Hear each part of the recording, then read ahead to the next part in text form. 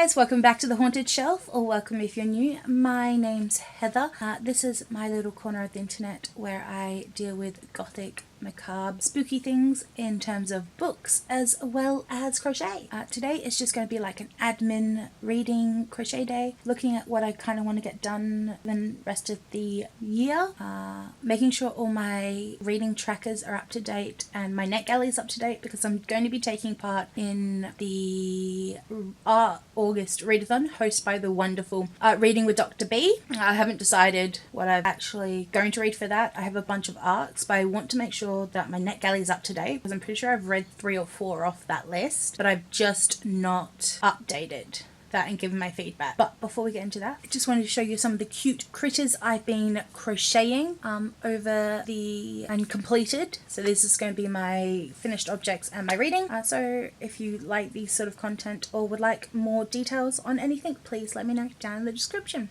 I keep my projects that I've completed in this bag here. Don't mind the yarn that's sticking out. I'm working on making an army of something. So first of all, I made this cute, oh goodness, I've got to lint roll these, ghost bat, little wonky buddy. This is made with a 7mm hook out of like a burnout cream. It's loops and knots bat pattern. It takes about an hour and a half for me. The body's one piece, the ears are separate and the wings are separate. You sew them in. Very cute, very adorable. I recommend there is a tutorial on her channel for it. And then one of my daughter, Little Dragon, there's a classmate that is expecting a new baby brother this month in July. So I decided to make them a little octopus. I didn't put safety eyes in because it's a baby and you can just sort of get all tangled up in this, the tentacles, that's what these are called. Love this pattern. I've made it over and over again. It is Darling Maple Designs Jelly Bean. There is on their blog is their pattern. Love this. Have made a bunch. And then I have started making an army of these. My aim is to make a bunch because I'm also an author. I have a book coming out, so I want to take these to the book launch as little buddies to sell, and I am calling them, I think she calls them baby flowers or flower babies. I'm calling them petal babies. And it's Red Mill Crochets pattern. But aren't they adorable? So I should have 4. There we go. I've made 4 of them so far. My daughter has absconded with another one. So technically I've made 5, but I'm keeping 4. So it's a free pattern on their website, but it's like bubble stitches all in one. It's worked in one piece. Beautiful. I love how these petals are done and get the idea. It's just one row. No sewing. Mindless. Takes about 20 minutes to whack them together. So that's all the stuff I've made last week, sorry. My aim is to make some more of the petal babies, and I also she has Red Mill Crochet also has a mandrake pattern that I really would like to make, so I'm going to get into that. But before, I'm going to duck in and organize, looking at what I need to get done for ticking stuff off NetGalley, because I'm pretty sure once I have figured out which books I haven't actually given my feedback for, I'll let you guys know the reviews of them too, because I enjoyed most of what I've read off NetGalley, but I also know I've got like 20 or 30 books on there that I need to tick off. I also do have other arcs that I need to get to, like the last 2 books in this series by Natasha Madden. This is now, as of July, I think the 2nd of July, is a completed trilogy about Fae and its portal, indie, self-published, lovely local author to me. And they have one coming out in August as well, so I need to get to that, which is a Dragon Shifter Why Choose little novella. So also need to put that on back end of July or the beginning of August. So let me see what I've got to do. Okay, so now I'm back. And the first book I want to talk to you, because I cannot really fathom that I did not actually leave a review for this, because it was absolutely gorgeous and has fast become an author I really want to read from. And that is Hazelthorn by C.G. Drew. Oh my god, it is luscious writing, beautiful, gothic, atmospheric. I got a sort of new adult Secret Garden vibe from it. Oh, I have Don't Like the Forest In as well by them, and I really want to get to that. So we're following Lawrence but there's a ward, Hazelthorn Manor, and by the grandfather, and then the grandfather dies like tragically and violently in front of the ward. It's a middle, just chills about that book. So yes, I highly recommend. So it's a love story. The idea that the Evader. So I keep trying to call him Alexander. I knew that was wrong. So basically, there's a sickly boy that lives in the corners of the manor, reclusive billionaire, and basically he dies dramatically, and it's sort of a murder mystery, very gothic and twisted. And there's a bunch of rules that Evadir needs to adhere to, like not leaving the car, like the boundaries, don't go in the gun, and last of all, don't in any circumstances be left alone with Laurie, because Laurie, who's the heir to Hazelthorn Manor, tried to kill him when he was younger, and it's just sort of blotchy, and he doesn't quite remember everything. But if you're looking for a nice, luscious, gothic sort of horror fantasy, recommend Hazelthorn. It's beautiful. And yes, as I said, the writing style, top notch. Would highly recommend C.G. Drew to people that are looking for, gothic, luscious writing, and a bit of horror. So top marks, and we'll definitely be looking into reading more of them. Also, I thought it was worth mentioning, I'm starting this vlog off with a 40% feedback rating on Netflix. Not Netflix. A 40% feedback rating on NetGalley. They recommend having an 80% feedback rate because publishers can also go in and look at what you've requested, how long it takes you to review, and what your review is, because then you might be able to get a auto approval from certain publishers and such. So with that CG Drew review I've just popped up, I've actually boosted my rating a little bit. So I'm going to go through, because I think I've got about another 3 that I have read, and that also gives me a better idea of what I need to prioritize by the end of the year, as well as all the other books I genuinely want to read. But I'm going to either see, after I've done these, if they're on my Kindle, or if the library has copies of them, if I forgot to download them, or they have the audiobooks, so I can do more lovely crochet. Another fun book I need to get around to is Vengeance Feminism. So the power of black women's fury in lawless times. So it is a great one to also pick up for Fiction November, if you want to read some more stuff. Also, the idea of diversifying my reading and really sitting with uncomfortable topics, but also diversifying it, because I am privileged as a white woman, so I wanted to read up on other people's experiences, because I am also a feminist, but I have a very different experience of the world. So this one I rated 4 stars.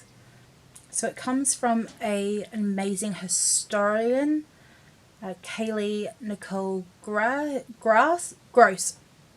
Kaylee Nicole Gross. So she looks at how often the state fails women through racism, sexism, and denied the respectful, and necessary and rightful experience of being supported, letting that fury sit. And rightfully so, people are allowed to should be angry at the injustice and the treatment. So we're following, no we're not, we're looking at black women who actually hit back at the system, and it may not be nobly, and they don't have to sit and take it, and weaving through the historical narrative of things. So it was an eye-opening and really interesting read. I highly recommend it. It is also sort of short at like 250 pages. So if you're trying to bump up your reading numbers, a good one. But also to experience the reckoning of women who lied and robbed and cheated, the racism and the vengeance and the misogynistic world. So highly recommend putting it on there if you're looking for critical race theory, critical thinking, and just feminism in general that isn't always the mainstream. So I did start HRCYED on the 1st of July.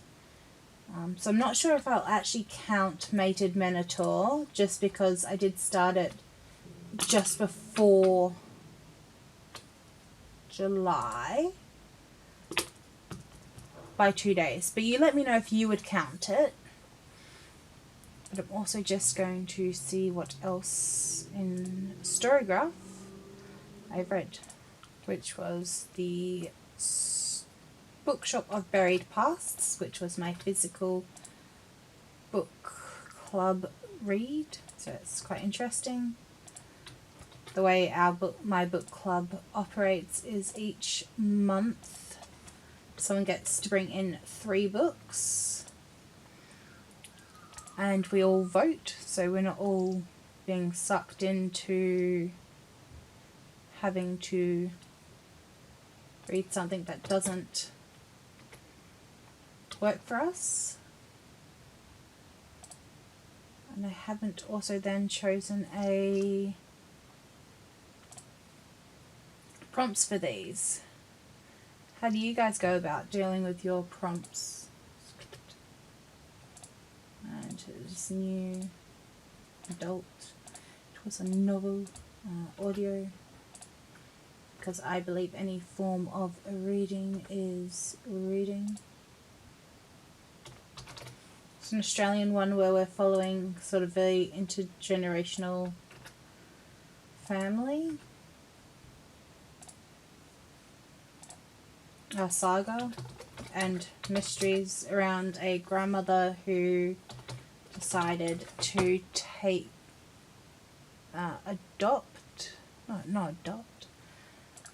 sort of take their own life, or try.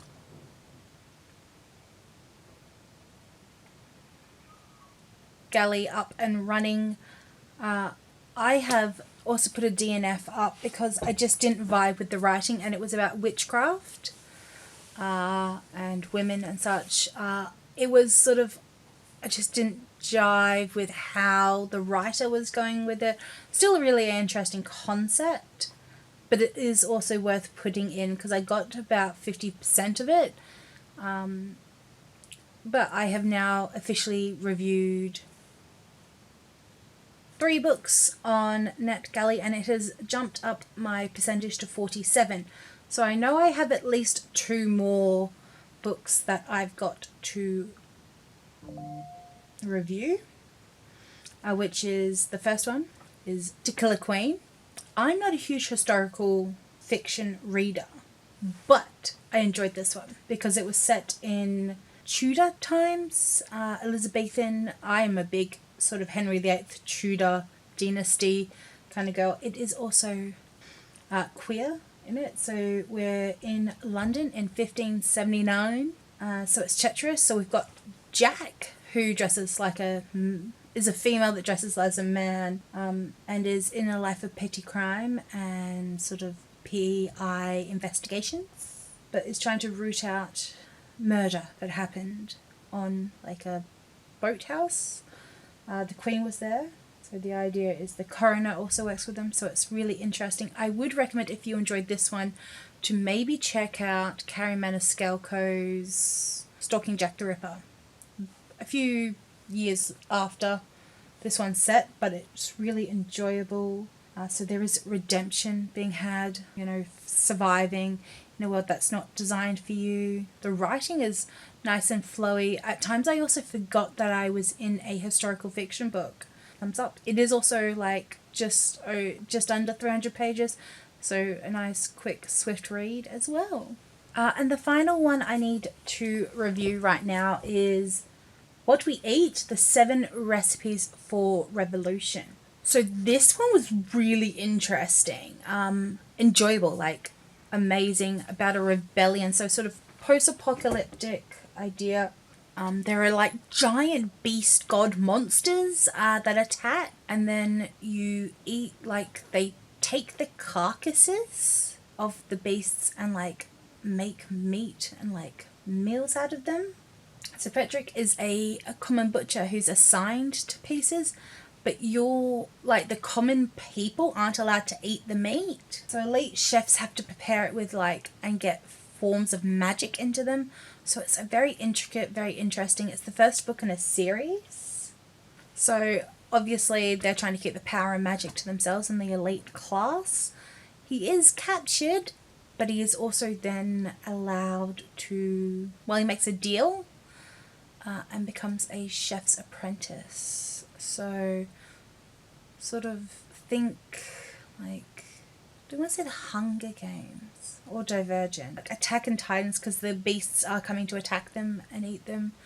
And what's a good cooking show? Like maybe sort of Iron Chef and such. I'm not sure. I just dystopian, interesting, sort of along the way.